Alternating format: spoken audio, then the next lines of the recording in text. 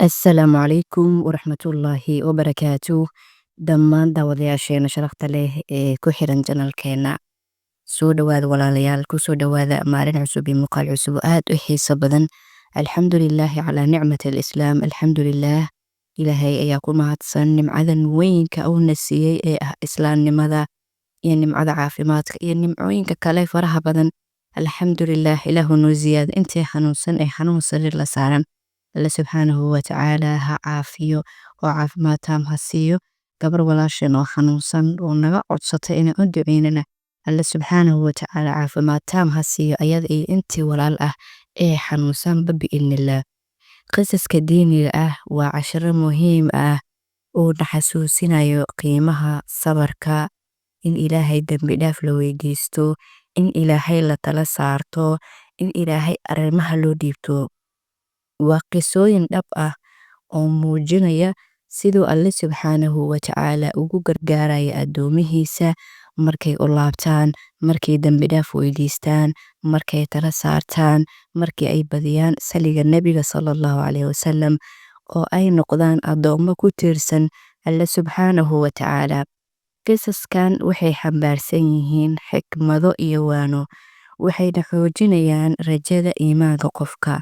Waxaan rajaynayaa in aad ka faa'iidaysataan qisooyinkan xaqiiqada ah oo dadkii ku dhacay ay soo gudbiyeen, aadna adigana ku dhiirato inaad badiso xuska Alle iyo ducada si aad adne maalintaada qisadaada uga sheekayso oo aad ugu faa'iido miisaankaaga xasanaadka maalinta qiyaamahana ay kuu qarto. Waayo wax walbo wanaag ah ama erey walbo afkaada ka soo baxayo waa erey la qorayo, ima wuxuu kuu badin doonaa miisaankaaga wanaaga ama miisaankaaga xumaanta ayuu kuu badin doonaa. Marka xuska Ilaahay adduunyada haddii laga tago faa'iidada aad aakhira kaga helaysa waxaa ka mid ah in miisaankaaga uu ku cuslayn doono. Adduunyadana faa'iidadeeda waa in aad heli doonto wixii aad Ilaahay subxaanahu wa tacaala ka rajaynaysay oo aad ka haminaysay iyo dembi dhaaf iyo wanaag aad ku heli doonto. Haddaba qisaskeena maanta haddii aan u guda galno qisadeena koowaad ee maanta waxaa ka sheekeynaysa gabar. Gabadhaani waxay tiri qisadeyda waa mid aad iyo aad u xanuun badan, waa mid dad badan ku dhiirigelin doonto markii ay qisadeyda dhageystaan kadib in ay Ilaahay subxaanahu wa tacaala xaggiisa u soo cararaan. Waa mid ay dadka dareemi doonaan awoodda ay leedahay xuska Ilaahay iyo qofka inuu noqdo qof Ilaahay aaminsan ee ku tiirsan ee u aamino wax walba oo Ilaahay qoray inay dhacayaan. Marka maadaama arrimaha iyo umuuraha qofka maamula uu yahay Alle subxaanahu wa tacaala, haddaad asiga u hoos fadhiisato oo tala saarato ood barido ood asiga weydiisato in uu ku siinayo, waa in niyad iyo yaqiin dhab ah lala imaadaa. Gabadhan waxay tiri waxaan muddo 4 sano ah iga soo daahay awlaadii. Markii aan guursaday ilaa 4 sano laga gaarayay wax ubad ah ma dhalin, awlaadii ayaa iga soo daahday. Wax walbo oo aan ku xallin karay waan sameeyey. Haddii ay tahay inaan dhakhtara aado, inaan isdaaweeyo, tilaabo walbo dadka igula taliyeen waan sameeyey, laakiin waxay noqotay faa'iido la'aan oo natiijo kamaan helin. Dhakhtar hebel ayaa wanaagsan haddii la idhaho waan ordi jiray, waan aadi jiray dhakhtar kale, laakiin wax natiijo ah kamaan helin ayay tiri. Markii ay saas igu dhacday waxaan noqday qof ay cuqdad gashay. Waxaan iska ilaalin jiray inaan banaanka u baxo si aan uga badbaado su'aalaha ay dadka i weydiinayaan, kaasoo ah weli uur maadan yeelanin miyaa, maxaad u yeelan weysay, gabadhii kaa dambeysay la guursaday uur ayay yeelatay. Su'aalahaas anigoo diidan inay dadka igu xanuujiyaan ayaa waxaan go'aansaday inaan gurigayga ku jiro oon bannaan u soo bixin oon dadkii ka go'ay oo aan noqday qof keligeed gooni ah oo keligeed meel isku xirta. Maalin maalmaha ka mid ah saaxiibtay ayaa ii imaatay, gabar aan saaxiibo nahay. Waxay i tiri saaxiib maxaa sidan iskugu galaysaa, maxaad naftaada u dhibaataynaysaa, wax walba waa qadarta Ilaahay, laakiin aniga hal talo ama hal nasteexo ayaan ku siinaya ayay tiri. Waxay tiri waxaad laazintaa oo aad ku dadaashaa istighfaarta badi. Sidoo kale waxay tiri dad agooma ah ama ilmo agoom ah kafaala qaad. Ilaahay subxaanahu wa tacaala awlaad ayuu kugu siinayaa. waxaadna akhrisaa ducadan: allaahumma laa tadarnii fardan wa anta khayru lwaarithiin. allaahumma laa tadarnii fardan wa anta khayru lwaarithiin. saaxiibteed waxay kula talisay inay istikfaarta badiso oo ilmo agoon ah ay kafaalo qaado, sidoo kale ay ducadan ilaahay ku barido: allaahumma laa tadarnii fardan wa anta khayru lwaarithiin. waxay tiri talada saaxiibtay sideedii ayaan u qaatay oo astaqfirullah wa atuubu ilayh maalintii ilaa 5,000 oo mar ayaan dhihi jiray astaqfirullah wa atuubu ilayh, astaqfirullah wa atuubu ilayh. sidoo kale waxay tiri 2 cunug oo agoon ah ayaan kafaalo qaaday, wiil iyo gabar agoon ah ayaan kafaalo qaaday ayay tiri. waxaana daa'imay inaan akhriyo ducadan: allaahumma laa tadarnii fardan wa anta khayru lwaarithiin. salaad walba kadib ayaan akhrin jiray 3 mar. salaad subax markii aan tukaday 3 mar kadib ayaan waxaan dhihi jiray anigoo fadhiya hadda meeshii aan ku tukaday: allaahumma laa tadarnii fardan wa anta khayru lwaarithiin. 3 mar ayaan ku celin jiray. sidoo kale salaada duhur markii aan tukado anigoo fadhiya meeshii aan ku tukaday ayaa waxaa dhihi jiray: rabbi laa tadarnii fardan wa anta khayru lwaarithiin. 3 mar. salaada casir sidoo kale 3 mar. maqribka cishaha kulli salaadaha 3 mar. istikfaarta 5,000 oo mar ayaan akhrin jiray. 2 cunug oo agoomo ah, wiil iyo gabar ayaan kala kafaalo qaaday. waxaan kaloo sameeyey ayay tiri, waxaan ka fogaaday oo aan iska joojiyay inaan bini aadan xanto ama qof bini aadan aan wax ka sheego. intaas markii aan sameeyey waxay tiri alxamdulilah, oo intaas aan dabaqay muddo 6 bil ah. ilaahay subxaanahu wa tacaalaa awlaad ayuu igu siiyey, wuxuuna ilaahay i siiyey mataano wiil iyo gabar ah. 6 bil markii aan intaas laazimay oo istikfaarta 5,000 oo mar aan akhrinayay oo wiil iyo gabar walaalo ah oo agoon ah aan kafaalo qaaday, sidoo kale xantii aan iska joojiyey, aan ilaahay ku baryayay: allaahumma laa tadarnii fardan wa anta khayru lwaarithiin. 6 bil gudahood ilaahay uur ayuu igu siiyey, wuxuuna igu irsaaqay wiil iyo gabar mataano ah. alxamdulilah, ilaahay ayaa karaamo leh oo sharaf leh oo igu deeqay hadiyadaas qaaliga ah ee aan 4 sano raadinayay. alxamdulilah ayay tiri, ilaahay ayaa mahadoo idil u sugnaatay. xanta waxay ka mid tahay iyadana waxyaalaha qofka ka hor istaaga nimcooyinka ilaahay. qofka markii aad xambato ama aad wax ka sheegto ajarkaaga ayaad siisay. maanta inta qof aad xamatay xisaabi, intaas qof ajarkaagii ayay qaateen. maalinta qiyaamo waxaa imaan doono dad farqax kaaga dhegan oo ilaahay subxaanahu wa tacaala ku dhihi doono: ilaahayu aniga saan ayuu i yeelay, sidaan ayuu i yeelay, saan ayuu i yeelay. xasanaadkaadii ama wanaagaadiyo idil waa la qaybin doonaa. muhiim ma aha inaad salaad badan tahay, inaad soon badan tahay, inaad sadaqa badan tahay, laakiin dadka afkaaga aadan ka ceshanin. haddaad dadka xamato, si kasta oo camalkaaga u badan yahay, waxaad ogaataa inaad dad u shaqaynayso. maalinta qiyaamo qof walbo aad maalin wax ka sheegtay iyo qof walbo aad maalin xamatay wuu kuu imaan doonaa. ilaahay subxaana wa tacaala ayuu ku dacweyn doonaa.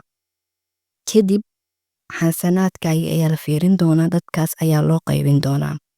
markii ay xasanaadkaaga dhammaadaan oo dadkii loo kala qaybiyo, haddii weli dad kale deyn kugu leeyihiin, ilaan qof aad xamatay ama aad wax ka sheegtay waa qof deyn kugu lehe. hadduu qof kale deyn kugu leeyahay, waxaa dhici doonto in dadkaas dembiyada ay galeen inta lasoo qaado adiga lagugu dari doono. bal maalinka qiyaamo oo qof walba uu u baahan yahay hal ajar hadduu helo xataa ay ku filan tahay, ka waran adiga haddii ajarkaagii la qaybsado? ka waran adiga dadka dembiyadooda haddii dusha lagaa saaro? maalinka qiyaamo maalin sahlan maaha. hooyada ilmaha ay dhashay, yacni qof kaga nafhurid badan ama ka jecel ma jiro.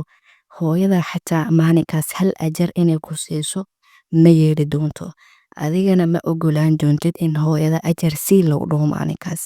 marka maalinta ay xaaladda saas tahay oo marxaladaas adag la joogo, haddii dad aan waxba kuu gelin, waxba kuu ahayn, ay xasanaadkaaga inta qaataan kadibna dembiyadoodii dusha lagaa saara, miyaad xamili kartaa? waa maya, runtii qof xamili karta ma leh.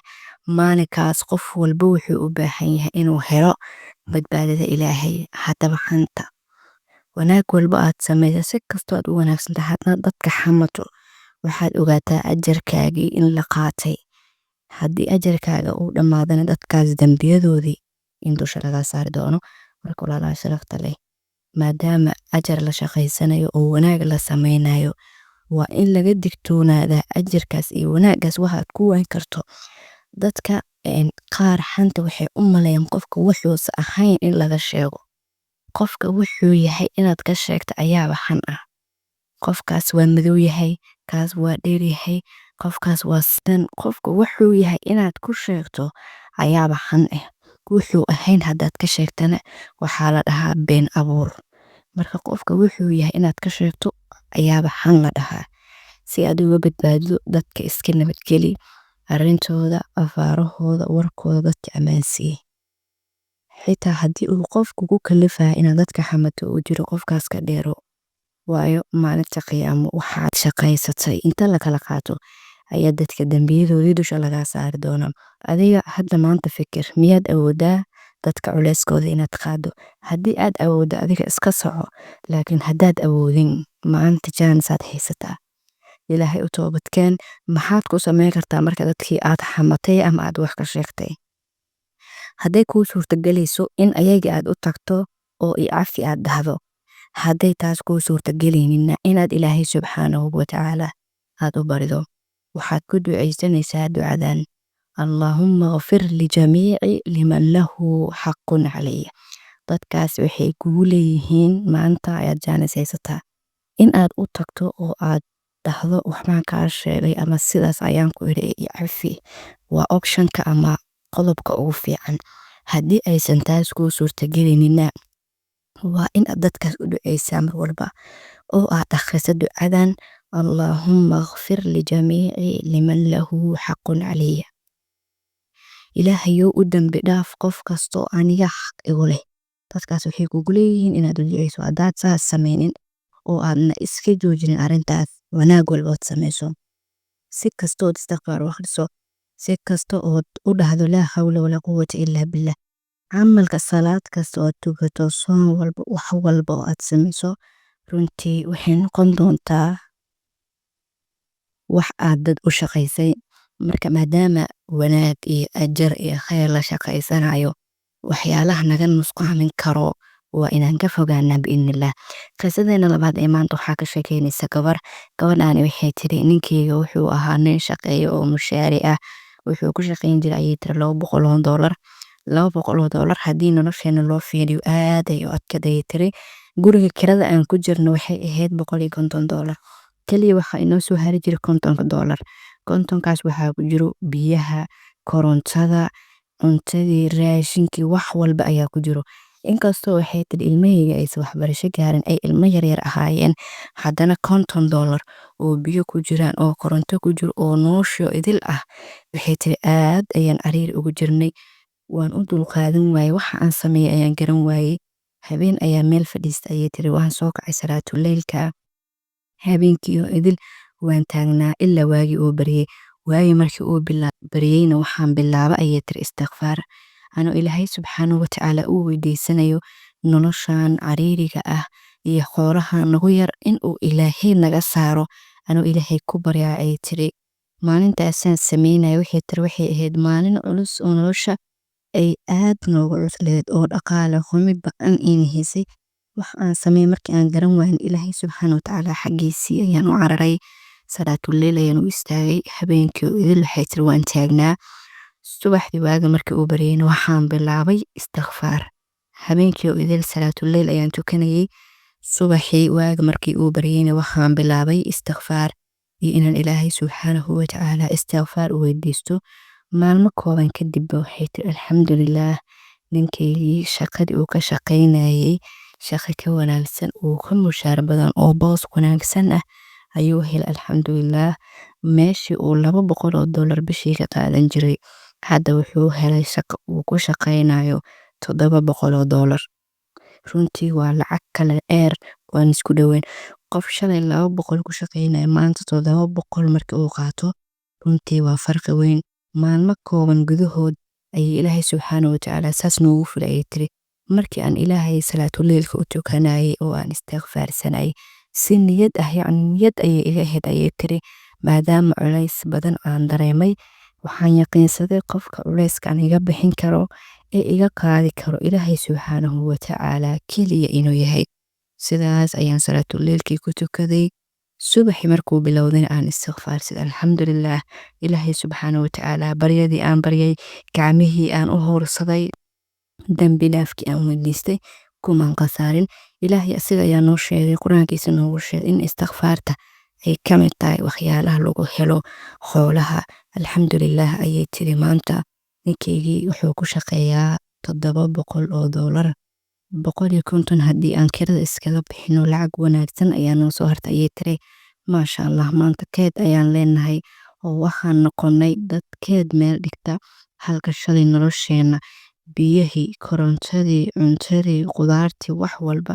ay $50 ahayd bil walba waxay dhammaan jirtay inagoo indhaha cadaynayno bisha kalena wax ziyaado ah uusan jirin oo kontonkii keliya uuna sugayo maanta si alxamdulilaah ilaahay ayaa risqiga noo furay ilaahay ayaa noo waasiciyey ninkeygiina shaqo aad iyo aad u wanaagsan oo tii hore ka duwan kana fudud sidoo kale ka mushaar badan ayuu ilaahay u sahla alxamdulilaah maanta waan dhaqannahay nolosheeni way noo qurux badan tahay waxaan nahay familkeyd samaystay waxaan rajaynaynaa ayay tiri mar dhow inaan dhisano guri aan annaga leenahay insha allah si aan wax u aruursanayno in aan guri aan annaga leenahay dhisano adduunyada iyo maalmaha sidaas ayay isku badbedelaan ilaahay subxaanahu watacaala qofkii si niyad ah markii arrinku ugu cuslaato xilliyada ama waqtiyada ducooyinka la ajiibo waxaa ka mid ah qofka markii uu murugaysan yahay murug iyo culays hadduu ku qabto oo kurba aad dareento culays weyn aad dareento haddaad si niyad ah u aaminto